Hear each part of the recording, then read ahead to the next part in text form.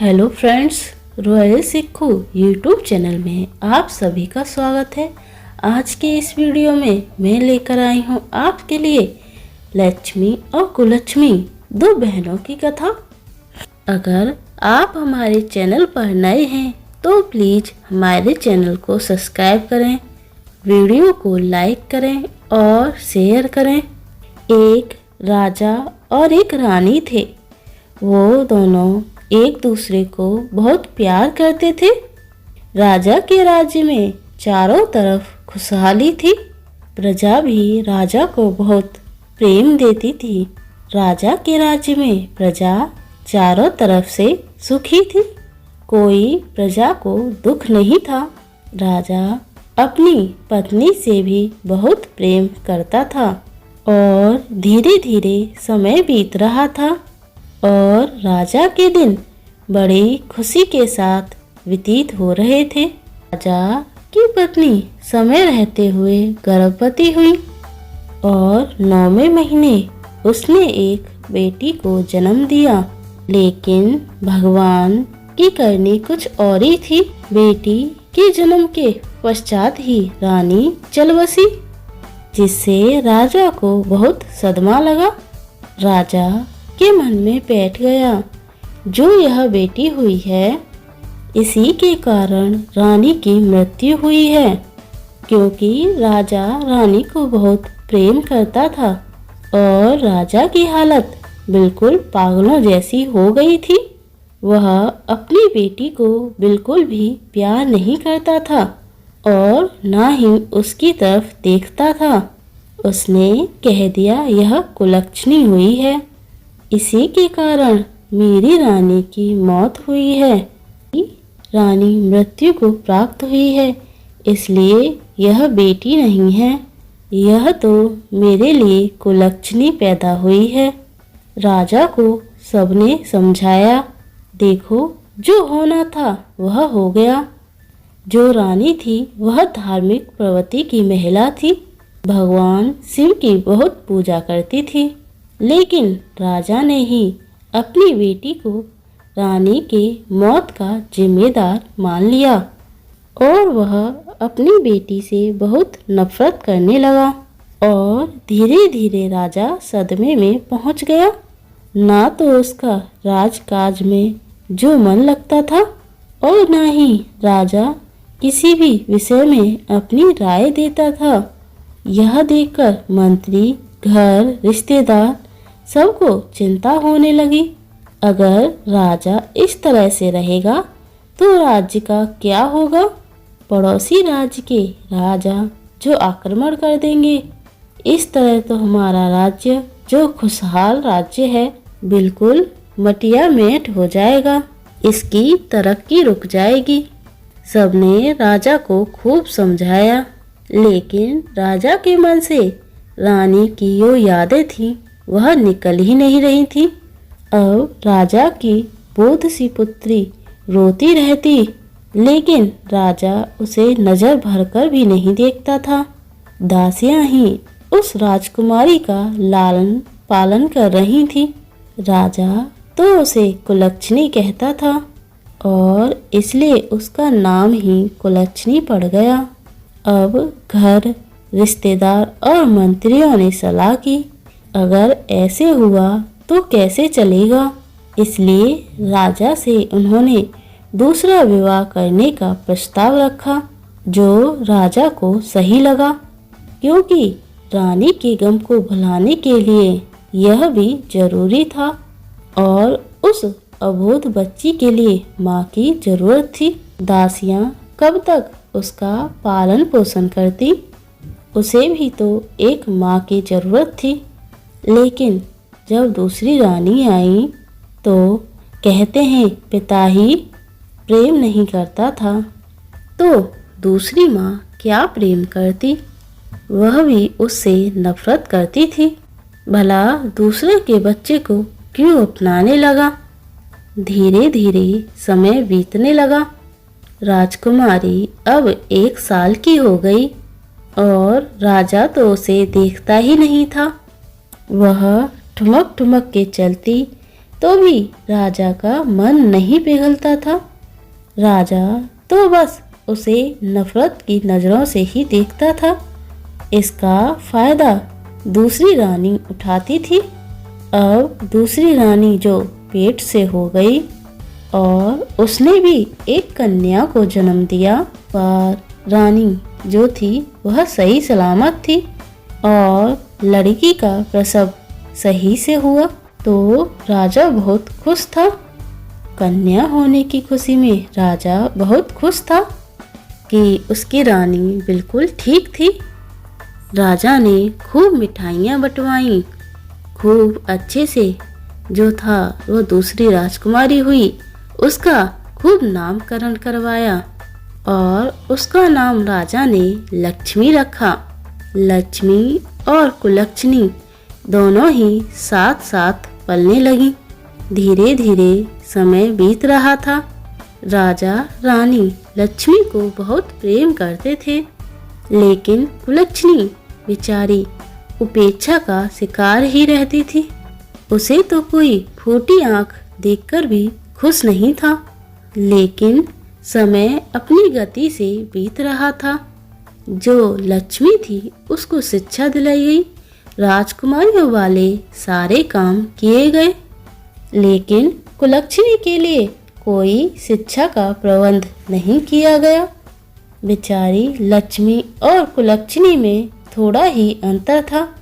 देखने में दोनों बराबर की लगती थीं। लक्ष्मी के जो कपड़े पुराने हो जाते उन्हें ही कुलक्षणी पहनती थी, क्योंकि पिता ही प्रेम नहीं करता तो दूसरी माता क्यों प्रेम करने लगी। धीरे धीरे दोनों लड़कियां सियानी हो गईं। अब रानी एक दिन कहने लगी, राजा साहब, लड़कियां बड़ी हो गई हैं, इनकी शादी हमें करनी चाहिए। जो कुलक्षणी थी वह बड़ी धार्मिक प्रवृत्ति की थी, क्योंकि उसकी माँ भी धार्मिक प्रवृत्ति की थी। वह भोले बाबा की बहुत पूजा पाठ किया करती थी और जो लक्ष्मी थी वह बड़े घमंड में रहती थी, क्योंकि उसे घमंड था कि वह तो एक राजकुमारी है। उसके पास तो माता पिता दोनों का प्रेम है। लेकिन बेचारी कुलक्षणी कहते हैं जिसे माता पिता का प्यार नहीं मिलता वे बच्चे कुछ ज़्यादा ही समझदार होते हैं।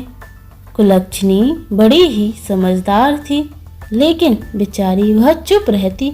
लेकिन महल के लोग उससे बड़ी हमदर्दी रखते थे और लक्ष्मी भी उसे डांटती रहती थी। राजा तो अपनी लक्ष्मी को देखकर फूला नहीं समाता था और कुलक्षणी को देखकर वह रास्ता बदल लेता था।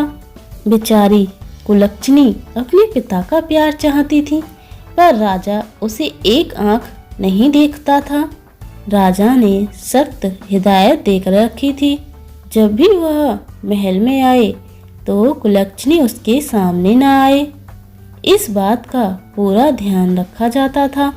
लेकिन चाहे राजा कितनी भी नफरत करता था, बेटी की शादी तो करनी ही थी तो वह एक राजा की बेटी ही थी। कुछ दिन बाद रानी ने राजा से कहा, राजा साहब, दोनों बेटियां बड़ी हो गई हैं, इनके लिए कोई लड़का तलाश किया जाए। राजा कहने लगा, हाँ रानी, वह तो करना पड़ेगा, जितनी जल्दी हो जाए तो अच्छा है। इस कुलक्षणी का साया हमारे महल से हट जाए। रानी वैसे ही कुलक्षणी को नफरत करती थी, उससे सारे काम कराती थी और वह तो वैसे ही चाहती थी कि कुलक्षणी दुखी रहे। इसलिए उसने कहा, राजा साहब, कुलक्षणी बड़ी है, पहले उसकी शादी कर दीजिए। राजा ने कहा, उसकी शादी क्या करनी है, जैसी वह है उसके लिए वैसा ही लड़का देख दिया जाएगा। रानी कहने लगी, अरे राजा साहब, उसके लिए तो कोई अंधा भिखमंगा लड़का सही रहेगा। वो कहाँ राजमहलों के लायक है, जहाँ भी जाएगी वहाँ का बेड़ा गर्क कर देगी। यहाँ तो अपनी माँ को होते ही खा गई। वहाँ क्या हो और हमें क्या क्या सुनना मिले। राजा कहने लगा, रानी साहिबा, आप बिल्कुल ठीक कह रही हो। राजा ने तुरंत ही नाई और ब्राह्मणों को बुलवाया अपनी सभा में और उनको कहा, कुलक्षणी के लिए एक अंधा वर देख कर आओ। अब नाई और ब्राह्मण कुलक्षणी के लिए वर की तलाश में चल दिए। चलते चलते बहुत दूर एक गांव में पहुंचे। उन्होंने देखा एक भिखारन थी। उसका एक बेटा था जो माँ बेटी दोनों भीख मांग रहे थे। बेटा अंधा था।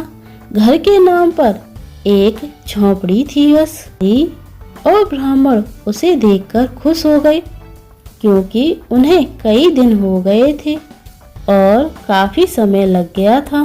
जैसा वर राजा ने बोला था ढूंढने के लिए, आज उनकी नजरों के सामने ऐसा ही वर था। राजा के जो नाई और ब्राह्मण थे वह उस भिखारिन के पास गए और उससे कहने लगे, माई, हम तेरे बेटे के लिए बहुत अच्छा रिश्ता लाए हैं। भिखारिन पहले तो हंसी और फिर कहने लगी, क्यों भैया, मुझ भिखारिन का मजाक उड़ा रहे हो? भला मेरे अंधे बेटे से कौन विवाह करेगा? तब नाई था वह कहने लगा, अरे ना माई, हम तो तुम्हारे बेटे के लिए बहुत अच्छा रिश्ता लाए हैं और वो भी राजमहल से लाए हैं। यह सुनकर भिखारिन को विश्वास ही नहीं हुआ।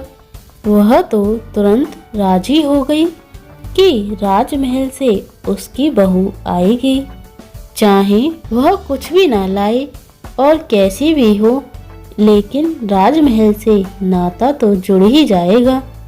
उसके साथ कुलक्षणी का रिश्ता तय करके जो नाई और ब्राह्मण अपने राज्य लौट आए और उन्होंने आकर राजा को सारी बात बताई। राजा ने कहा, ठीक है, जैसा लड़का चाहिए था वैसा ही लड़का मिल गया। राजा ने कुलक्षणी का विवाह उस अंधे भिखारी के साथ कर दिया और दान दहेज के नाम पर भी उसे कुछ भी नहीं दिया। बेचारी कुलक्षणी वहां से विदा होकर अपने ससुराल आ गई। ससुराल आई तो देखती है वहां तो वह महलों में रहती थी, कुछ भी था, लेकिन थी तो वह एक राजकुमारी। लेकिन जब वह अपनी ससुराल आई तो देखा यह तो एक टूटी फूटी झोंपड़ी है।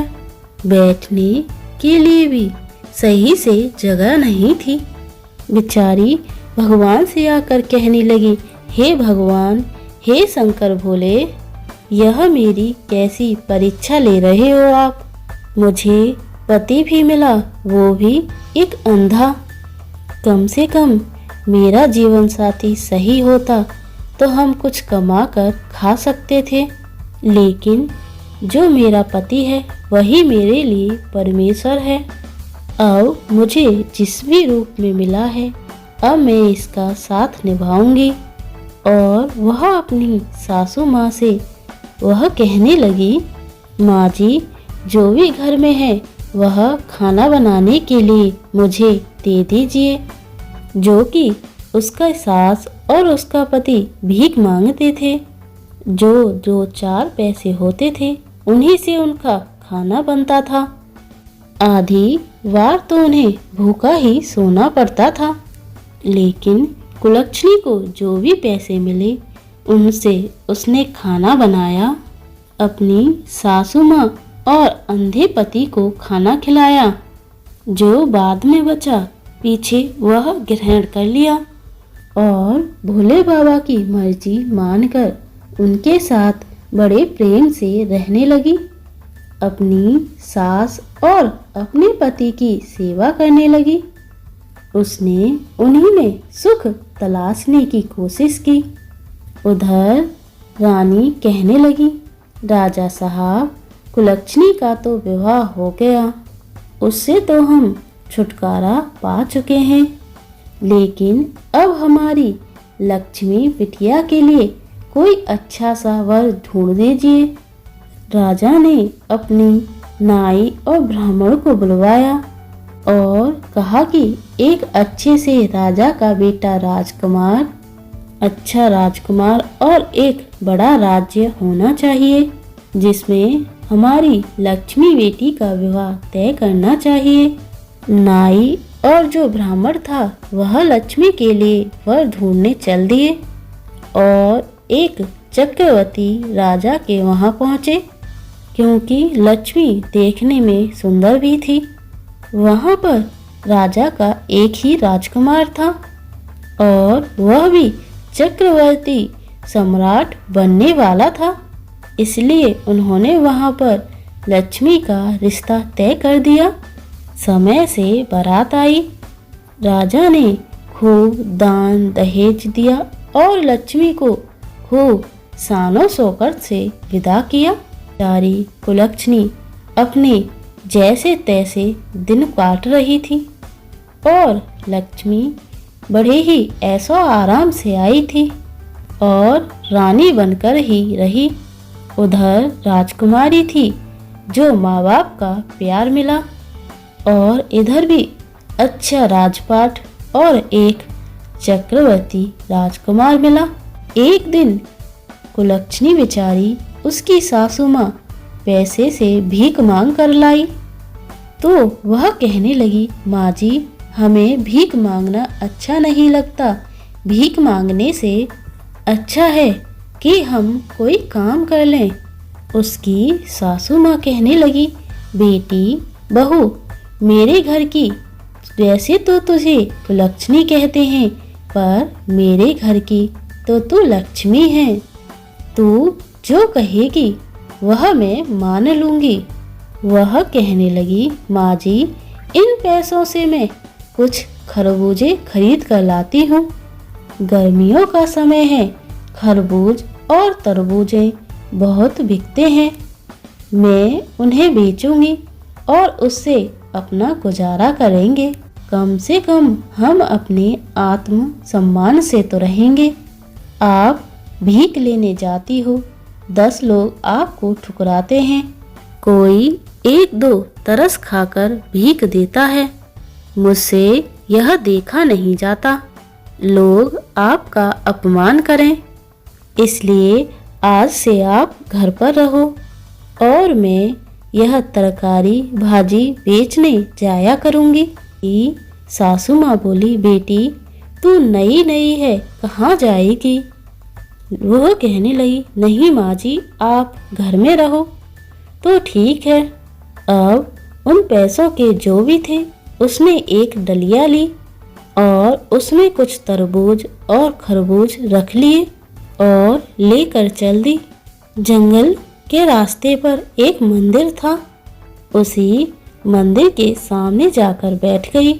बड़े ताजी ताजी खरबूजे थे और गर्मियों में लोगों को खरबूज और तरबूज बहुत ही पसंद आते हैं, इसलिए हाथों ही हाथ कुलक्षणी के खरबूज और तरबूज बिक गए।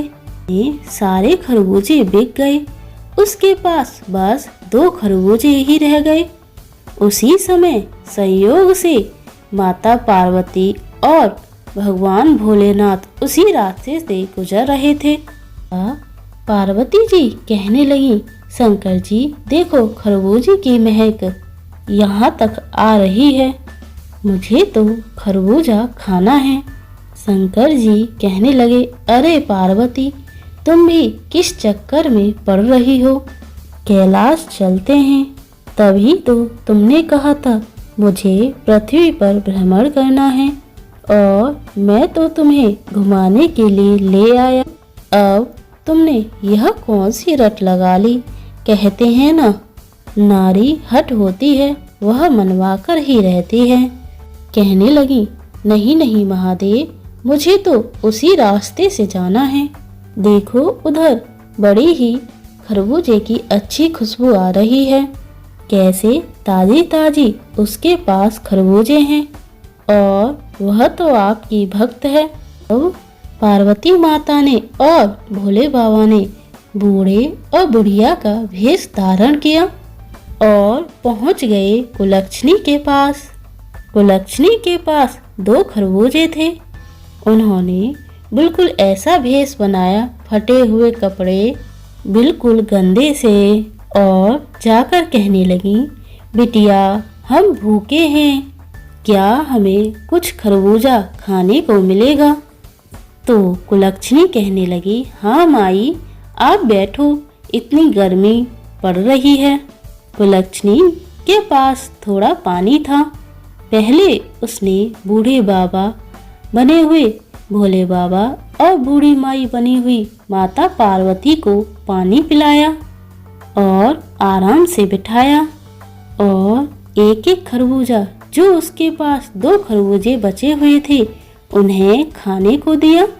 तो पार्वती मैया कहने लगी, बिटिया हमारे पास तो तुम्हें देने के लिए कुछ भी नहीं है, हम कहाँ से पैसे देंगे, हमने तो खरबूजे खा लिए। वह कहने लगी, कोई बात नहीं मैया, आज मैं खरबूजे बेचने आई थी और भोले बाबा की कृपा से मेरे सारे खरबूजे बिक गए। अब मेरे पास यह खरबूजे शेष बचे थे, अगर आपने यह खा लिए तो मेरे लिए यह धर्म पुण्य का काम है। आप तो बूढ़ी माँ हैं, मेरी तो कोई माँ नहीं है, और आपने मुझे इतने प्यार से बेटी कहा है। बेटी शब्द सुनने के लिए मैं तरस गई थी। कभी मुझे मेरे पिता ने बेटी का प्यार नहीं दिया। तब वह पार्वती बनी बूढ़ी माँ कहने लगी, बिटिया काफी दूर से चलकर आई हूँ, मेरा सांस चल रहा है और मेरे पैरों में बड़ा दर्द हो रहा है। और पार्वती मैया वहीं बैठकर निढाल हो गईं। कुलक्षणी ने देखा कि पार्वती मैया जो कि बूढ़ी थी उसे क्या पता था साक्षात भोले बाबा और माता पार्वती हैं। तो कहने लगी, लाओ मैया मैं आपके पैर दबा देती हूँ, और बड़े प्यार से बूढ़ी माई के पैर दबाने लगी। ठंडी ठंडी हवा चल रही थी। पार्वती मैया को नींद आ गई। पार्वती मैया को नींद आ गई जो वह कुलक्षणी थी अपने आंचल से हवा करने लगी ताकि कोई मक्खी मच्छर उन्हें परेशान ना करे। और भोले बाबा भी उधर लेट गए। जब पार्वती मैया की आंख खुली तो वह बड़ी प्रसन्न हुई। कहने लगी, बिटिया तूने तो हमारी बहुत सेवा की है और हमारे पास देने के लिए कुछ भी नहीं है। वह कहने लगी, कोई बात नहीं मैया, मेरी कोई माँ नहीं है, तुम्हारी सेवा करके मुझे माँ जैसा अपनापन मिला है, ऐसा लगा जैसे कि तुम मेरी माँ हो। तब वह दोनों कुलक्षणी से कहने लगे, अच्छा बेटी अब हम चलते हैं। जाते हुए कहने लगी माता पार्वती भोले बाबा से कि सुनिए, आपकी झोली में कुछ है तो इस बेचारी बिटिया को दे दो। भोले बाबा कहने लगे कि मेरे पास क्या है। तभी पार्वती मैया कहने लगी, विभूति निकाल कर दे दीजिए। भोले बाबा के पास तो भांग धतूरा और विभूति यही चीजें होती हैं। माता पार्वती ने भोले बाबा की झोली से विभूति निकालकर कुलक्षणी को दे दी। कुलक्षणी बड़ी खुश हुई। उसने आंचल पसार कर वह विभूति ले ली और खुशी खुशी अपने घर चल दी। घर आकर वह अपनी सासू माँ से कहने लगी, माँ आज एक बूढ़े बाबा और बूढ़ी अम्मा की सेवा करके मुझे असीम शांति मिली। और देखो माँ, आज की कमाई, आज मेरे सारे खरबूजे बिक गए। माँ आप दोनों को कहीं भी भीख मांगने की जाने की जरूरत नहीं है। अब हम मेहनत से काम करेंगे और भोले बाबा की कृपा रही तो हम सम्मान की जिंदगी जिएंगे। भीख नहीं मांगना। उसकी सास कहने लगी, बेटा मैं तो तुझ जैसी बहू पाकर निहाल हो गई। मैंने तो कभी सोचा भी नहीं था कि मेरे बेटे का विवाह होगा, लेकिन मुझे तो नहीं पता था मेरे बेटे के नसीब में इतनी संस्कारी बहू लिखी थी। मैं तो भगवान की बहुत ही ऋणी हूँ। भगवान ने मेरे बेटे की किस्मत में तुम्हें लिख दिया। वह कहने लगी, अम्मा आज एक बूढ़े बाबा और एक बूढ़ी अम्मा आई थी। उन्होंने मुझे यह भभूति दी है, इसका मैं क्या करूं? उसकी सास बोली, बहू अभी बेटे को आने दे, जैसे वह बोलेगा वैसे ही करना।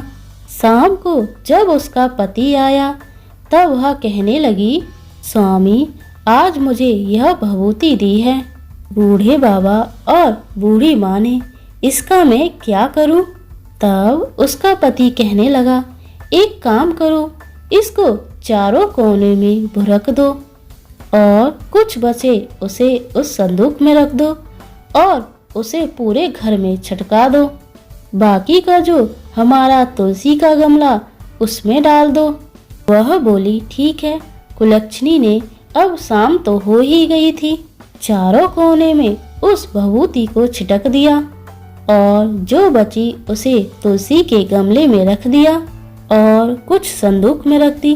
रात को खाना बनाया, खाना खाकर अपनी सासू माँ को खिलाया, फिर अपने पति को खिलाया, फिर खुद खाकर घर की सफाई कर कर सो गई। सुबह उठती है तो क्या देखती है, उसकी झोपड़ी की जगह बहुत ही सुंदर महल बन गया। चारों कोने झिनझिना रहे हैं, हीरे मोती चमक रहे हैं, धन के अंबार लगे हुए हैं, अन्न और धन से घर भरा हुआ है। यह देखकर उसको बड़ा अचंभा हुआ। वह दौड़ी दौड़ी अपनी सास के पास पहुंची और कहने लगी अपनी सासू माँ से, माँ जी उठिए, माँ जी उठिए, देखिए क्या चमत्कार हो गया है। उसकी सासू माँ की आँख खुली तो उसे अपना ही घर पहचानने में नहीं आ रहा था। वह कहने लगी, अरे कुलक्षणी, हम क्या तेरे मायके में आ गए हैं? आज तक तो तेरे पिता ने कभी मुड़कर भी नहीं देखा, लेकिन मैं तो सोई हुई थी, कब मुझे यहाँ लेकर आ गए? तब वह कहने लगी, नहीं माँ जी, यह मेरे पिता का घर नहीं, यह तो हमारा घर है। शायद भोले बाबा की और माता पार्वती की अनुकंपा हुई है, उन्हीं की कृपा से मेरे भाग्य बदल गए हैं। देखो वह बूढ़ी माँ और बाबा और कोई नहीं, माता पार्वती और भोले बाबा ही थे, जिनको मैं पहचान नहीं पाई। और वह रोने लगी। भगवान साक्षात मेरे पास आए और मैं उन्हें पहचान नहीं पाई। उसकी सासू माँ ने कुलक्षणी का धीरज बंधाया। तभी उसकी पति की आँख खुली तो वह चिल्लाते हुए बोला, कुलक्षणी और माँ, मुझे सब कुछ दिखाई दे रहा है, अब मैं अंधा नहीं रहा। यह देखकर कुलक्षणी की खुशी का ठिकाना नहीं रहा कि उसके पति की आंखें आ गईं। उसे और क्या चाहिए था, और उसका पति भी किसी राजा से कम नहीं था।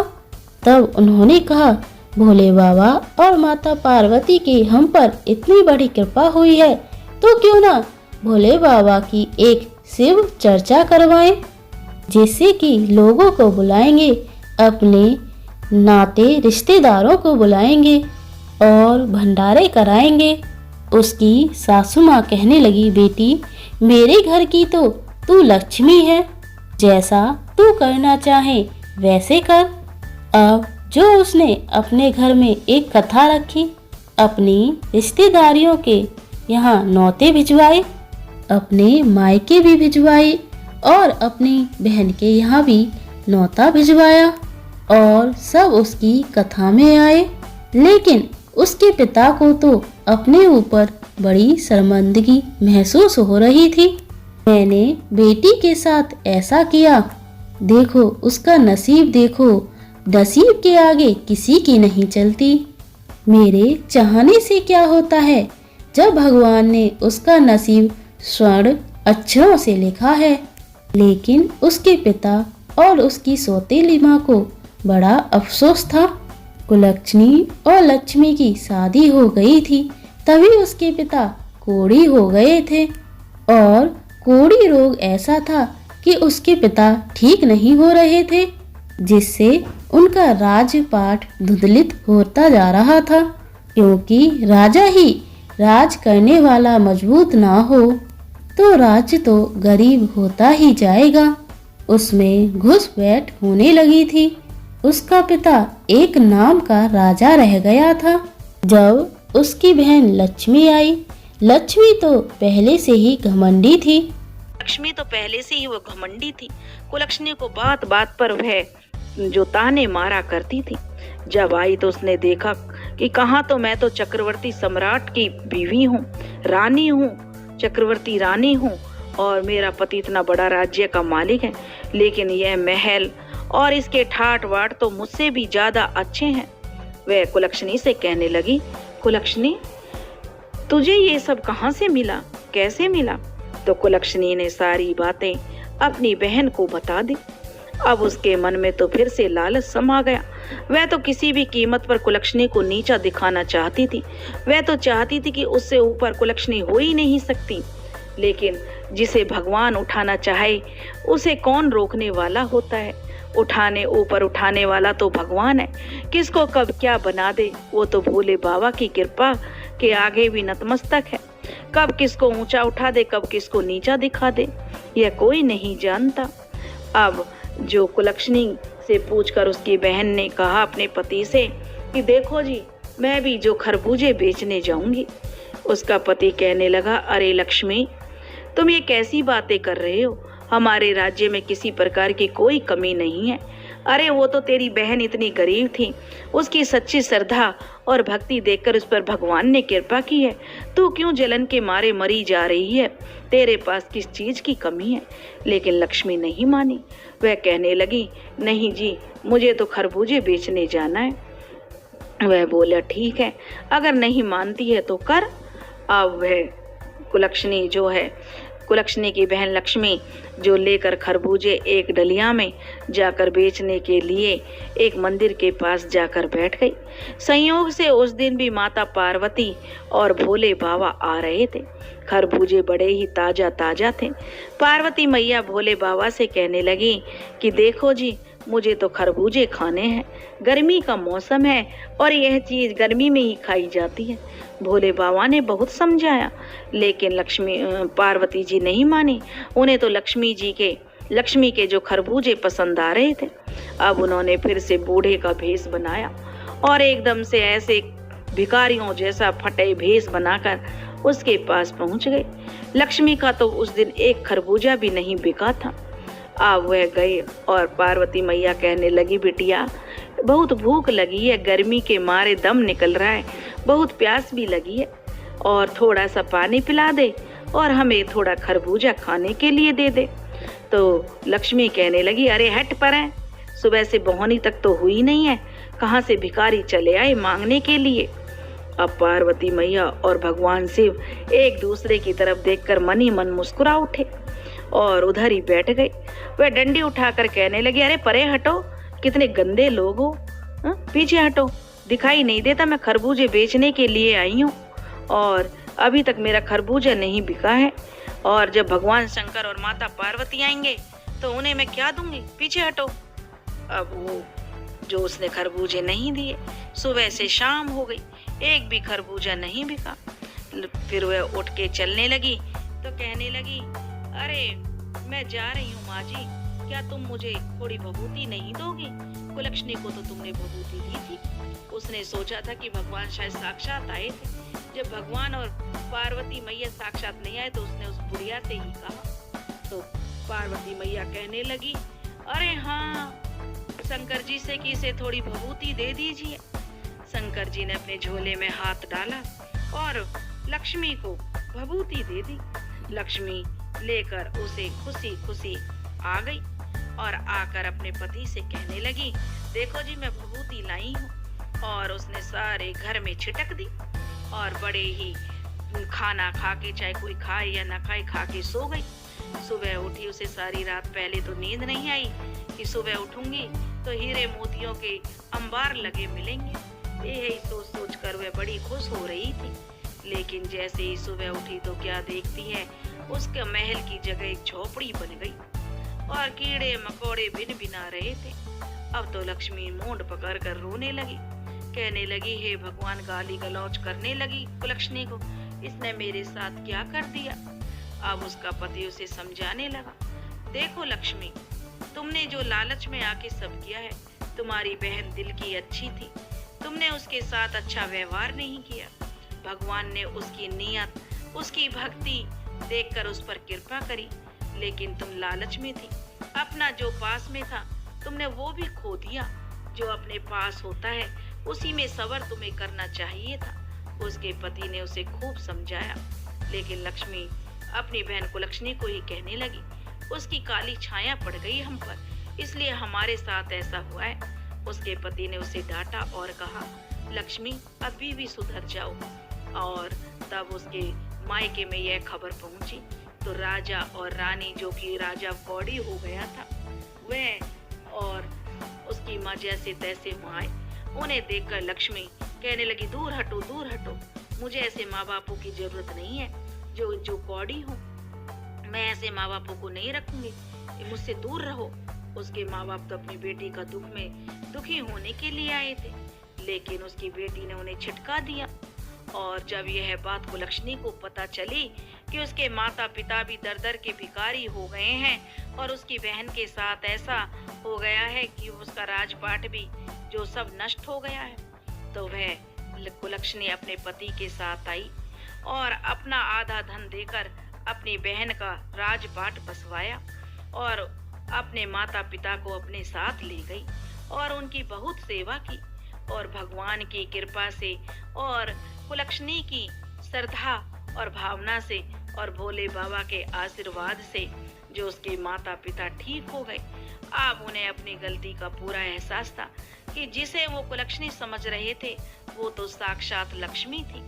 और वो अपनी गलती के लिए भोले बाबा से क्षमा याचना करने लगे और अपनी बेटी कुलक्षणी को बुलाने चलाने लगे। उनका राजपाट भी लौट आया था और पहले की तरह कुलक्षणी का पिता राजा बन गया और फिर से राजपाट करने लगा। और अब कुलक्षणी को वह हर तीज त्योहार पर सब पर बुलाने लगे और अपनी बेटियों को बहुत प्यार करने लगे। हे भोले बाबा, जैसे कुलक्षणी को पीहर मिला, पीहर में उसका मान सम्मान बढ़ा, ऐसे ही जो यह कथा सुन रहे हैं उनके मायके में भी उन बहनों का मान सम्मान बढ़े, उनका भी जो उनकी भी इज्जत हो, उनके भी भाई भाभी उन्हें बहुत प्यार करें और उनकी सभी मनोकामना पूरी हो। समय समय पर बेटियों का मायके जाना बना रहे। दोस्तों, जो यह कहानी सुन रहे हैं और ये जो यह कहानी कह रहे हैं, हे भोले बाबा उनकी सभी मनोकामना पूरी करना। दोस्तों, अगर आपको हमारी कहानी पसंद आई हो तो प्लीज़ हमारे चैनल को सब्सक्राइब करें, वीडियो को लाइक करें और शेयर करें। राधे राधे।